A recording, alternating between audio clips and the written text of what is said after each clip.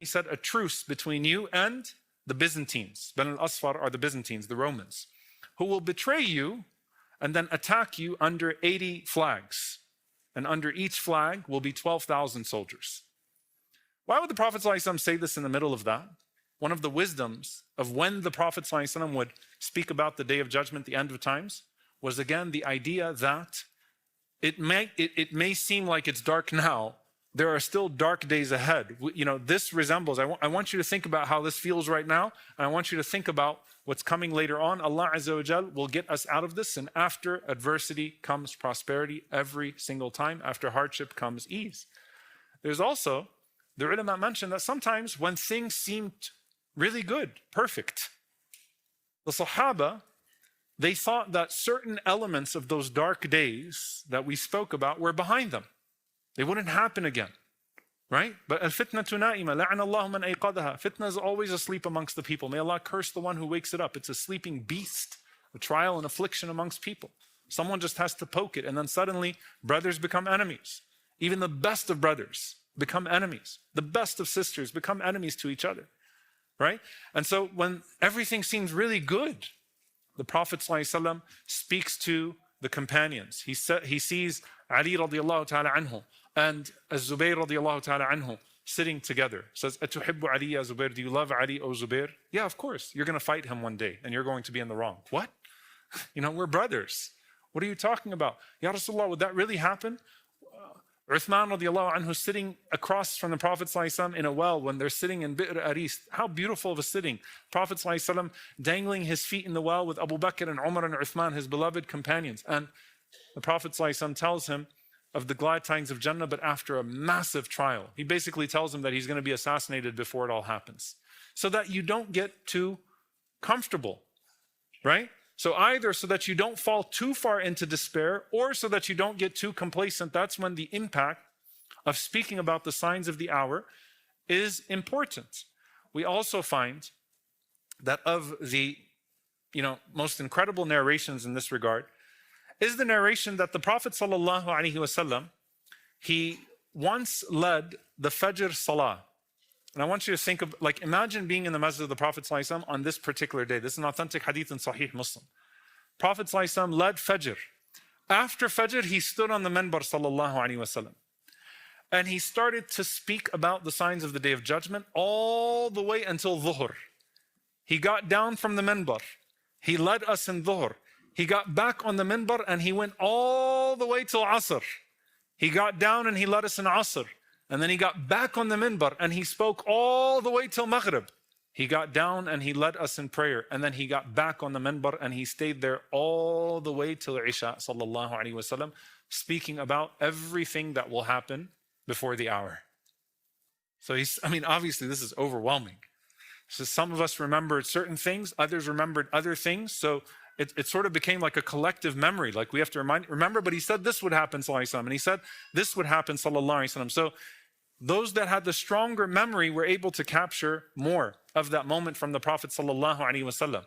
But then Hudayfa ibn al-Yaman radiallahu ta'ala anhu, he says that the Prophet sallallahu alaihi wasallam قام فينا رسول الله صلى الله عليه وسلم قائما فما ترك شيئا يكون في مقامه ذلك إلى قيام الساعة إلا حدثه صلى الله عليه وسلم. And he says, حفظه من حفظه ونسيه من نسيه, that the Prophet ﷺ stood up and talked about everything that would happen before the Day of Judgment. And he who remembered, remembered, and he who forgot, forgot. But then this is what he says, sallallahu alaihi wasallam. This is what he says, radiyallahu ta'ala anhu. He says that there would be something that we forgot. وَإِنَّهُ لَيَكُونُ مِنْهُ الشَّيْء, that there's something that you forgot. And he says that you would suddenly remember it. فَأَذْكُرُهُ كَمَا يَذْكُرُ الرَّجُلُ وَجْهَ الرَّجُلِ إِذَا غَابَ عَنْهُ ثُمَّ إِذَا رَآهُ عَرَفَهُ. He said that you would remember that sign of the Day of Judgment suddenly, the way that you would suddenly remember someone if you saw them after a very long time. You know, like you see an old friend or you see someone that represents a pivotal moment in your life, and then suddenly, when you see that person, all those memories flood you again. Hudayfa radiallahu ta'ala anhu was saying that's how we were with the signs of the hour. The Prophet ﷺ said things that we really could not perceive at the time and we probably forgot. And then suddenly, something happened and we go, Ya Allah, Prophet ﷺ said this would happen. And it seems so abstract. It seems so impossible. Like how? We didn't even know. But now it makes sense. And that's either because of the gravity of what the Prophet ﷺ said or how foreign it seemed at the time, how unlikely it seemed at the time. So the death of the Prophet ﷺ, Sahaba forgot. Umar radiallahu anhu didn't think he was going to die. Sallallahu alayhi wasallam. Then when he died, Umar, who loves the Qur'an, when he heard the ayah recited by Abu Bakr radiallahu ta'ala anhu, وَمَا مُحَمَّدٌ إِلَّا رَسُولٌ قَدْ خَلَتْ مِنْ قَبْلِهِ الرُّسُلُ, that Muhammad is but a messenger and other messengers came before him. أَفَإِن مَاتَ, if he dies or he's killed, will you turn back on your heels? Then suddenly, it's like the first time I heard the ayah. So Hudayfa radiallahu anhu is saying, we lived as Sahaba, those of us that lived long enough, like things occurred in the Ummah, and then we went, that's what he was talking about.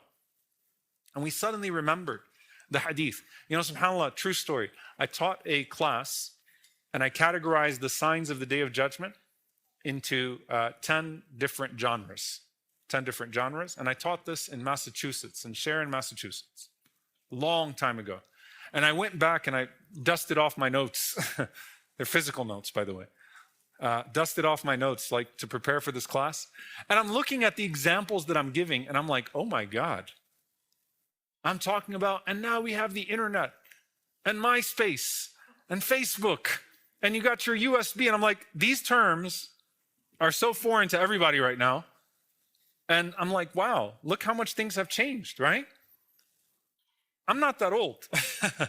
That's not that long ago. Think about the Sahaba and the way that the world changed so dramatically in their lifetimes. And they're saying that's when we'd see something. And that's when we would understand what the Prophet ﷺ was talking about. So a lot of the signs of the Day of Judgment that occurred, especially the historical ones, the Sahaba would see them and then suddenly they would remember them and suddenly it all made sense. And you can imagine some of these hadiths about the signs of the Day of Judgment. You can imagine how someone at their time was looking at these like, what does that even mean? People jumping between the earth and the sky? Right? Like people traveling between the earth and the sky? A person having what's on their waist talk to them? Right? About what they, like, none of this would have made sense, but they believed it. Because he said it, sallallahu alayhi wasallam. They believed the Messenger of Allah, sallallahu alayhi wasallam. They had iman in the Prophet, sallallahu alayhi wasallam. So when things happened, it all unfolded. Now, how does Allah Azza wa Jal talk about the hour and its signs? And inshallah ta'ala, we'll do our best to finish as much of the framing as we can today, bi'idhnillah. And we'll continue onwards, inshallah ta'ala, in the weeks to come. Number one, Allah subhanahu wa ta'ala talks about its closeness. And in it is no doubt. He says, Inna sa'ata la'atiyatun la rayba fiha. Verily the hour is coming, and there is no doubt that it is coming. La rayba fiha. I want you to think about, and this is just something, subhanAllah, because I'm doing the tafsir of Surah Al-Baqarah right now. What's the beginning of Surah Al-Baqarah? ذَلِكَ الْكِتَابُ لَا رَيْبَ فِيهِ. This is the book in which there is no doubt. Allah uses the same words to say, verily, the hour is coming, there is no doubt. The beginning of Surah Ali Imran, Allahu la ilaha illa huwa al-hayyul qayyum, nazzala alayka al-kitab bil-haqq, until the end, right? Allah swears by himself and the book that he revealed. Allah Azza wa Jal also says, Allahu la ilaha illa hu, la yajma'annakum ila yawm al-qiyamati la rayba fi.